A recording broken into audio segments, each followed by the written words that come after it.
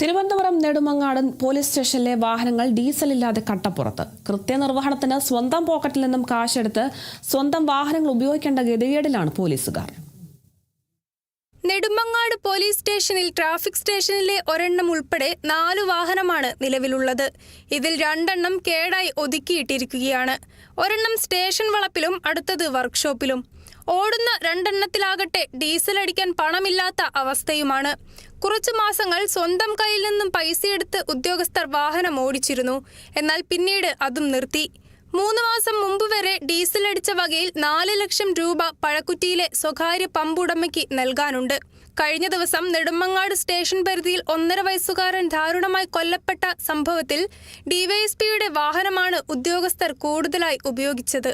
കൂടുതൽ പോലീസ് സേന തെളിവെടുപ്പിനായി ആവശ്യമുള്ളതിനാൽ പുറത്തുനിന്നുള്ള വാഹനങ്ങൾ എത്തിച്ചിരുന്നുവെങ്കിലും നെടുമങ്ങാട് സ്റ്റേഷനിലെ 2 വാഹനങ്ങൾ ഓടുന്നതിനായി ഉദ്യോഗസ്ഥർ അടുത്തുള്ള പെട്രോൾ പമ്പിൽ കടം പറഞ്ഞ് ഡീസൽ അടിക്കേണ്ട ഗതിയിലായിരുന്നു. പ്രധാന സന്ദർഭങ്ങളിൽ ഇത്തരത്തിലൂടെ ഡീസൽ നിറച്ചാണ് വാഹനം ഓടുന്നത്.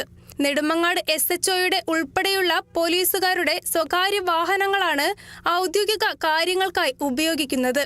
ബില്ല് മാറാൻ സാധിക്കാത്തതും മെയിൻ്റനൻസ് തുക നൽകാത്തതും കാരണമാണ് പോലീസ് വാഹനങ്ങൾ ഒതുക്കി ഇടേണ്ട ഗതിയായത്.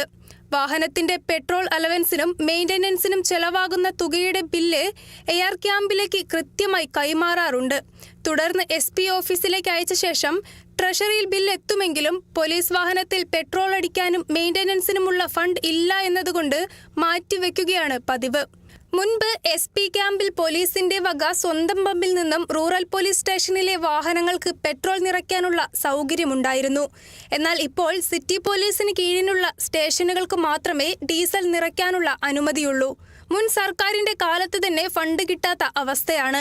പൊതുജനങ്ങൾ പരാതിയുമായി എത്തിയാൽ പോലീസ് വാഹനം ലഭ്യമല്ലാത്തതിനാൽ പരാതിക്കാർ സ്വന്തം വാഹനങ്ങളിലോ സ്വകാര്യ വാഹനങ്ങളിലോ പോലീസിനെ എത്തിച്ച് കേസ് അന്വേഷിക്കേണ്ട അവസ്ഥയിലാണ്. Kerala vision news, Thiruvananthapuram.